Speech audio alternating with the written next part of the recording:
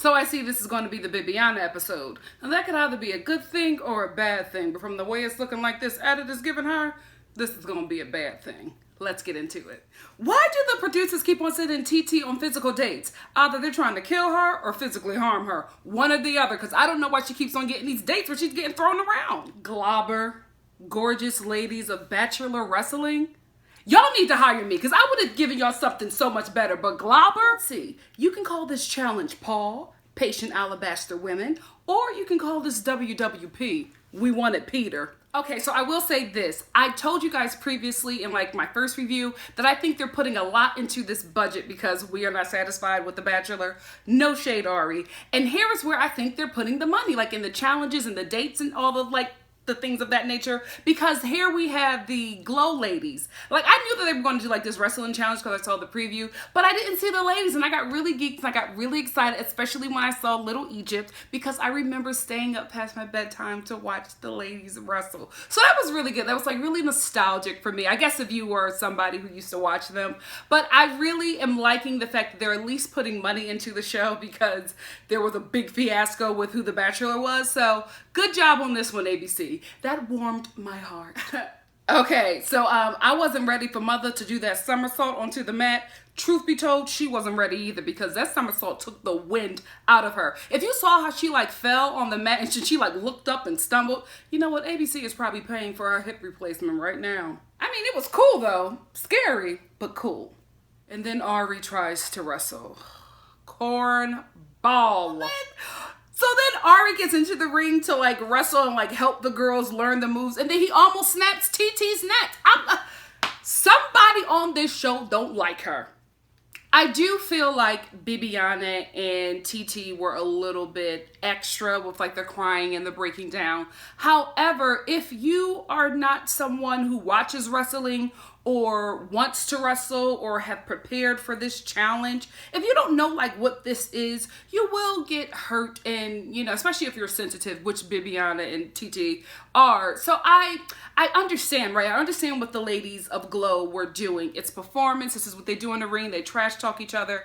However, you're doing this with girls who don't know really what this is or have trained for this and can kind of understand what's going on. And I felt like they were kind of crossing the line, because when Little Debbie pulled TT's hair, I would have walked out of the ring too and just got myself together, because now you're getting physical with me. Okay, I get what you're doing for the cameras, but now you're putting your hands on me. She pulled her hair back. And then with Bibiana saying, "Ooh, what's your name? Does your mother know how to spell?" If you're not ready for that, that could probably cut you in a certain way. And she felt some sort of way about it. But you know what, Bibiana? I would have got right back with her. Oh, my mother knows how to spell, and she also knows how to spell ambulance, which is what your old behind is about to leave in right about now. Keep messing with me. See, that's what she should have done. But I kind of understand if you are not mentally prepared for what you're about to walk into. So I get it. Like, I felt bad for them because I understood, but I also was just like, ladies, come on, this is wrestling. This is what they do. But if you're not familiar with it, then you probably don't know. So I understand. I do. And did you catch this, T? When Little Debbie pulled TT's hair and she got all upset, she said to her, "Oh, aren't you here to win Ari's love?" And TT was like, "Well, these women are here for the show, not Ari." That was also the moment that I put her in my top 5, because the truth came out, you know what I mean? So I realized that she was here to play the game as well, and I respect that. I respect her hustle. I respect the game that she's about to play, and I'm interested to see how far she'll go. Hopefully far, because she's now in my top 5. I told y'all the good doctor came to play. Mother walked out there saying, "I'm a sex kitten." That's all Ari wants. She's this young, well, I'm not saying that he's into young boys, but I'm saying, you know what I mean? Like, she's young and tiny and very sexual. If you notice, she's very, very sexual with him. Every time they have their one-on-ones, they're always like kissing and making out, and she's telling him how sexually compatible she is, and I make up in other areas for something about her age. Whatever she was saying, she was just saying, although I'm young, I know how to ride it. You know what I mean? So she's very, very sexual with him. And so her playing the sex kitten, I wasn't surprised. But I think that she's going to use that to move along in the course of this show, which she is, and she's doing it very well, and Arie is too dense to realize that he's getting played by a young vagina. So Kenny's back, and he actually looks really, really good. He's lost some weight. You know, you can see like his pecs and his six-pack. He's really slimmed out, and he looks really good. He got some chapstick, and he almost damn near killed Arie. Did you see when he threw him in a ring? I was like, wait a minute. Arie did not look prepared. And also, why is Arie dressed like an Olive Garden waiter? Now we're on to the fighting. Baby Becca and this whip. She know how to use it. And then Crazy Crystal tries to kill Jacqueline. And then Marique and Lauren have like this weird softcore porn scene. It was really awkward. I was like, have a lot of these ladies not seen wrestling? Because they seem to not understand what's going on here. And then there's TT and Bibiana. Bless their hearts. They tried. But now the producers are giving Crystal the crazy edit, because if you notice in all of her scenes, there's like this psycho music playing in the background. And they gave us a little preview of, I guess, what she would evolve into later in the season. Last season, when she kept on trying to find Arie and, excuse me, can I just steal him for a second? So now she's the psycho this season. And, gosh, you know what? I will say this. I like that this show was so suspenseful. Like, I don't know what's really going on. I felt like I kind of learned the formula for this show watching The Bachelorette, but I'm realizing that there's a lot more that I just don't know about this show, and that's good, because I'm not impressed with The Bachelor. I'm really impressed with the women, and it's a weird dynamic, because sometimes I get really bored watching this, and then like a switch comes up that I just really don't expect. And I think Crystal is one of them for me, because I felt like Chelsea was going to be the bad guy this season. Like she was given the villain edit, but now Crystal is like starting to take her crown. So I'm like, what is going on here? I do like the fact that every week I don't know where this is going, because there's really hasn't been any kind of love story formed, and the women are just nuts. So that's a good thing. So now this convinces me that Bibiana is probably going to go home this episode, because in her time that she's trying to get with Arie, she spends the majority of her time complaining about how she can't get to him. She doesn't really try to get to him. Then when she finally gets a sit down with him, she complains about Crystal, and he's just like, let's just talk about me and you. Like, why are we talking about other people? And it's really like a turnoff for him. And I get it. Like, it doesn't seem like she's here for him, and I can understand. No shade, but I feel like a lot of these women are here for the cameras, and hey, get in where you can fit in, right? But I just don't feel like she's playing the game that she needs to stay here. To the producers, because I know you're watching, next season, let's not do the close-ups of the kissing, especially if you pick a bachelor like Arie, because he's doing this like chiropractor sloth kiss, and the cameras are always, every time he's kissing somebody, they're always zooming into it. And I'm just like, we don't want this. We don't need to see it. You don't ever have to show him making out, because it's uncomfortable. It's uncomfortable for all of us. I'm gonna rename Arie. He's no longer the kissing bandit. He's the coochie dryer, because every time I see him like make out or try to make a move, it's just a desert. Like, dude, what are you doing? We need Peter or somebody that, where's Eric? Eric wasn't good enough. Do we not want to go black on black? I just don't understand. So the good doctor got the first impression rose. I told y'all she came here to play. So Crystal thinks that the problem that she has with women is because she's so beautiful and she has to work so many hours. Girl, bye. You're nuts. Keep it up. Lauren S. was so happy when she got the one-on-one date. I actually enjoyed watching her on the date, because she was just so happy and just so giddy. And when Arie told her that they were going to wine country, she almost passed out. Yes, Lauren S. passed out because she was going to wine country. Does Lauren S. like an alcoholic beverage too much? We'll see. On this date, we get to learn a little bit more about Arie. Apparently, he likes to take naps now. He likes to go to bed a little bit earlier than he did when he was younger. And he also has taken a liking to cardigans. ABC, you dead wrong for this one. You're wrong. Woo! Watching Lauren on this date. Ooh, it was really awkward. I was like, girl, just be quiet. Slow down. Just listen to him. Ask him a question. Something. Oof. Yeah, she's not gonna make it. Okay. So now we get to Annalise. So she gets a group date, and I guess it's something to do with dogs. Immediately, these shady Bachelor editors. Cut to her, and she's talking about how she got really quiet and scared because she had, guess what? A traumatic experience with the dog. Girl. Oh, good casting, okay? Good casting. She has a traumatic experience about every challenge or date, whatever they're doing, she has a traumatic experience. And when I was listening to her, I was just like, you know what, girl? Maybe you need to get off this show, go home, go to your small town or wherever you're from, go directly to the police station and report your parents for abuse, because nobody was watching you behind or somebody was abusing you, because you have a problem with everything. Or maybe sue your parents for neglect, because maybe that's what's going on here. Maybe nobody was watching you. That's why you got attacked by a chihuahua and ran over by bumping cars. Nobody was watching you. Ooh. Arie draped that rose in front of Lauren's nose and took it back and then sent her packing. I was like, ooh, I might be here for messy Arie. Now we see why Crystal doesn't have friends. It's not your beauty, sis. You're messy. Because did you see her face when Lauren got sent home? She was elated. Everybody was crying and heartbroken. I mean, they become best friends after knowing each other for all of 3 days. And Crystal is sitting there drinking. Her mouth is so big, she can't hide her smile with the glass. And I'm just like, ooh, I think I like her. Not because she's mean, but I just feel like she's going to be like good TV. You know, I love some messy reality TV. That's why you're here. That's why we're all here. This reenactment of Annalise getting attacked by a dog. I love this messy show. Get to this dog show date, which was awkward and boring as hell. And I'm like, who in the writer's room came up with this one? Because this was a dud. You know what I mean? Obviously, they did spend money because it's the Grove. And if you're not from LA, the Grove is a really expensive, like, outside mall. It's ritzy. It's a really nice place. So I know they paid a nice coin to film there. However, it was just...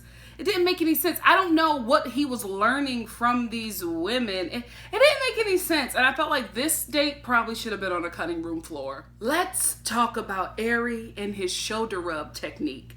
Did you see him on his date with Chelsea? And I thought it was just with Chelsea that he was doing this. But as we watch other dates, he did it with every woman. And it's weird. It's like... they're not giving you any signals that this is the time to rub their shoulders or pat their knee. I just feel like he can't read cues. Like he can't read cues if they're for him or not ready, or like, he doesn't know. Like when he goes in for the kiss, I'm like, this was not the time. Like, why are you going in for a kiss? Or like with any affection, it's like, oh, why are you doing it? Like Chelsea's sitting over here like having just casual conversation with him, and he starts like not just rubbing her shoulder, like gripping her skin, and she's like every time he grabs her, she like squints because it seems like he has like this kung fu grip on her shoulders, and then he just does it with every woman, and I'm like, dude, do you not see that this is just awkward? Like, it's not the time to start pulling on their shoulder. How did you make it to 36 and just be this clueless? How are you the Bachelor? I'm not gonna work myself up. It is what it is. So Arie and Annalise do not work for this very reason. They are the same person. That's what it is.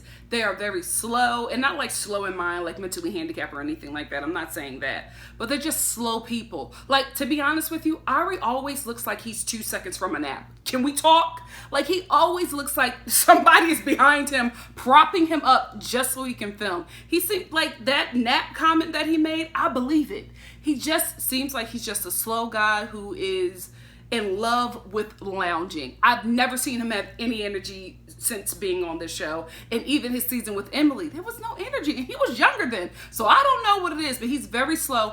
Annalise is the same way. If you listen to her confessionals when she speaks, it just takes a long time for homegirl to get to it. And I'm like, girl, pick it up. Pick it up, pick it up. I'm falling asleep. So that's the thing. They're the same person. They're very slow, and they're also very awkward, and they also cannot read human cues. Like, they don't understand when somebody they don't understand how to read a person's emotions, or they just don't know. They don't get the cues. So that's the thing. They're too much alike. They're better as brother and sister than they are as a couple. So that's why I don't think she's going to make it, because they just don't click. They don't match because it's just way too similar. Arie is a slow dude, so he needs somebody with a lot of energy. That's why he gravitates to the good doctor, because she's young and spunky and she'll get him out of a nap. You know what I mean? He needs a total opposite of him, and Annalise is just too much like Arie. Sorry. You look really good in them yoga pants, by the way. Oh, I'm sorry, what does that sound? It's the sound of a billion vaginas drying up. Sorry, whoever you pick, if it doesn't work out, I really feel like you need to phone Brian, Rachel's fiance, because although I felt like he gave us too much Rico Suave, too much swag, you could benefit from being next to somebody who has that. Because although I felt like Brian was putting it on a little too thick for the cameras, he still knew what he was doing. He knew how to speak to he knew how to get to the woman that he was interested in, right? I don't feel like Arie knows how to do that. So I think a setup like The Bachelor is really good for him, where women are coming for him. I don't think that he goes after women a lot. And you can even tell in his one-on-ones, he doesn't really make the first move. If he does, it's like really uncomfortable. So I feel like you need to reach out to Brian and just hang out with him for a bit. Talk to him. You know, just get some black friends. You need some people of color friends. That's what it is. You are very, very vanilla. Ain't nothing wrong with vanilla sometimes, but I like to mix it up with some chocolate and some strawberry. He needs something. Maybe I am missing out on a lot of footage of Arie and Chelsea, but how did she get the first impression rose on that date? Earlier, I thought that Bibiana was a producer pick. I still do believe that. But I feel like she was a producer pick because she's very emotional, and they knew that they can do the slightest and get a reaction out of her. Because everybody knows, especially on this show, if you want to get some serious alone time with the Bachelor or the Bachelorette, you have to take them really far off, where people are not familiar with, you know, the layout of the land. You know what I mean? Bibiana is taking Arie outside of the doorway. You know what I mean? I think that was like her first time pulling him away. Now she sets up this beautiful date. Where? Outside the doorway again. Like, girl, you don't want to win. And I feel like the producers are setting her up to do this, and I think that they knew that if they set her up right there, because they had to set that up, you know what I mean? She was placing things, but I do not believe for one second that Bibiana put that bed and them lights and that telescope and that fake grass and all that stuff out there. They set that up and they put it right there because they knew that she would give them a reaction, and she did, because here she is setting up this date, and then, oh gosh, poor Arie, he didn't know. And I think watching this back, he probably felt really, really bad, because women are taking him and they're walking around, and he sees this beautiful setup and he's thinking production did it, which they did, not knowing that it was Bibiana's idea. And he's just taking a whole harem of women on this date that Bibiana set up. And oh, poor thing. And then another thing. Why did you set up the date and not pull him away immediately? Why does she always wait? Bibiana always waits for Arie to come to her or for Arie to be free. That's never going to happen. As soon as you set up the date, you should have placed them last cards, then maybe got one of your girlfriends to call him, or you go get him and say, I want to show you something. And then when he comes to the date that she set up, he's there with another chick. He looks over at her and he says 5 more minutes to Bibiana when she wants to seal him away. At that point, honey, you should have packed your bags and been like, he's just not that into me. I'm going to leave on a high note and not embarrass myself and wait for him to cut me at the end, because Stevie Wonder could have told you that he was about to cut you after he looked at you and said 5 more minutes, girl. So the good doctor is blowing Arie's mind. I guess she is. Y'all don't do nothing but make out and grind on each other. So your mind is getting blown, because that's the most like physical action you're getting on this show. So of course she's blowing your mind. She's blowing something else. That's what it is. Tell the truth and what? Shame the devil. Okay, so I really like TT and Arie together. I feel like she brings out a brighter side of him, and she just makes him very likable. And not saying like he's like not likable in person, but I'm like on camera, he's just really, really dull. But she brings something out of him that is very interesting to watch on television. So I'm liking this couple. bubbling. See, this is why this girl is in my top 5. However, I don't think she's into him. I think she's playing this game. I think that Fallon, is that her name? The girl that's a twin or whatever. I think she told her what she needs to do, and TT is doing it. She's playing the game right, and I'm here for it. Listen, what I say, get him where you're fitting. What? Hey, get him where you're fitting. Hey, hey. This was the episode of like cringe-worthy letdowns. I mean, we start off with Lauren S. Arie throwing her out of a moving car. Like, he got rid of her right on the date. Put the rose in front of her face and was like, bye. Then you have Annalise chasing Arie for a kiss. And he keeps on telling her, we're not there yet. Or he's just not. Oh, girl. This was so hard to. And then Bibiana, 5 more minutes. Oh, this was a very awkward episode. Good. But, you know, it just had so many cringe-worthy moments where I'm just like, ooh, I've been there in junior high. Not as no grown woman, I've learned my lesson. Is another person, or Annalise is another person who I feel like should have left and not even waited for the rose ceremony or whatever. Because when she tries to get a kiss from Arie, he says to her, we're just not there yet, right? Then she has a full-on breakdown. The girls go and convince her that she should go after him again. And at that point, I was like, you don't got no friends in this house, because they knew that you were going to get played on national TV. So she goes back to Arie and she's trying to get another kiss from him. And Arie's just like, well, now that you bring it up, we don't have a connection. I think you should go home. I felt so bad for her. Girl, you know what? We gotta, I'm just disappointed because these girls are just getting played.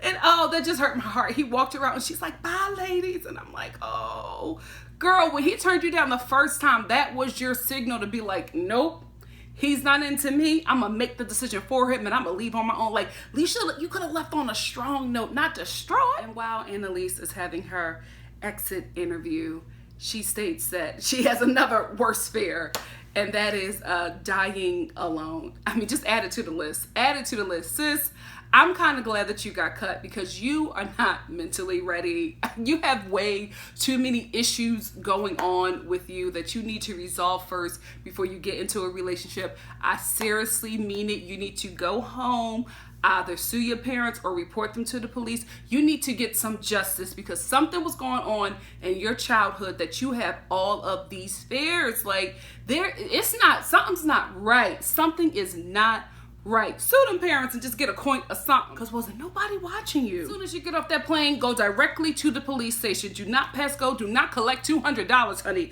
Go directly to the police station and report your parents for neglect, because something happened to you early on in your childhood, because you, as a grown woman, 32 years old, and you have a billion fears that just hold you back from life. And I think that these fears that she's had as a kid has now grown and morphed into anxiety, so you can't do anything. Like, even, you know, trying to get a kiss from Arie, just being available to just go there with the dude freaked you out. Everything scares you, honey. You need to go on Fix My Life with Ayana Van Zandt. You need something like that, because there is something going on that the Bachelor could not fix. Yeah. Sue them parents. So Bibiana set up this whole date with Arie and did not get to enjoy it at all. I thought at least she would be the last person to enjoy this under the stars date with Arie, but she didn't get to enjoy it, and she ended up getting sent home. And I'm not surprised. Like, did you see how she was giving him the evil eye the whole night? She was just sitting there at the rose ceremony like, I wouldn't have kept her either, just from the evil eye.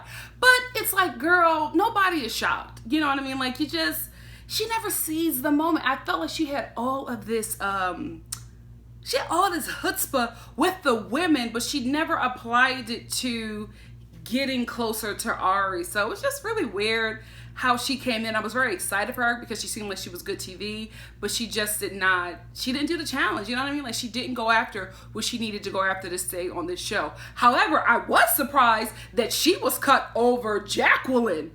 Jacqueline looked like they had just pulled her out of a mosh pit. You know what I mean? Like, she looked like she had just been put down and ran over hard at Coachella, and they just pulled her up and stood her up in a rose ceremony because she was looking real raggedy that night. However, I don't think it's a lot of love lost for Bibiana, because when she got cut, she looked right at the girls and was feeling all sad and hugging everybody. She never even looked at Arie. So I'm like, I'm seeing a pattern here. A lot of the ladies are here for the show and they're making these friends and they're really sad to leave the girls and the stipend that they get. So it's kind of unfortunate because they are having stronger bonds with each other and not with the Bachelor that they're here for. All I'm saying is it wouldn't happen with Peter. She's going to be great on Paradise. That's where she's going to shine. I feel like they are going to hold her. Maybe, is she on Bachelor Winter Games? Nah, I think they're going to hold her for Paradise. She's going to be good for that one. So that's where it ends. Before we wrap this up, I want to talk about a few things. It seems like Cyan, the sister with the S name who went to Harvard or Yale, one of them, she seems to be like a fan favorite, and a lot of people are suggesting that she's the next Bachelorette. I haven't seen enough of her yet to suggest that, but I'm kind of leaning towards it because I like her, and I think I'll enjoy watching her on the show. Truth be told, although I wasn't here for Rachel's pick, I did enjoy her as the Bachelorette. So I'm kind of feeling like I might be here for Cyan as the next Bachelorette, but I want to see more because I am still feeling TT as well. I like TT. I like Cyan. Who else? I like Brittany. She doesn't get enough camera time, but I like her too.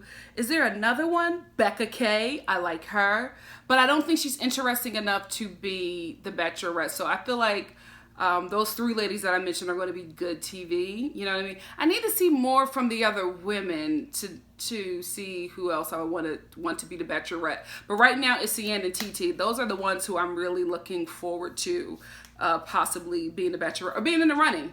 I really am looking forward to that. And this episode, I felt like Arie was coming into being the Bachelor. Like I could see little glimpses of him being the Bachelor. But again, I only saw that with certain women. Like TT really brought that out of him.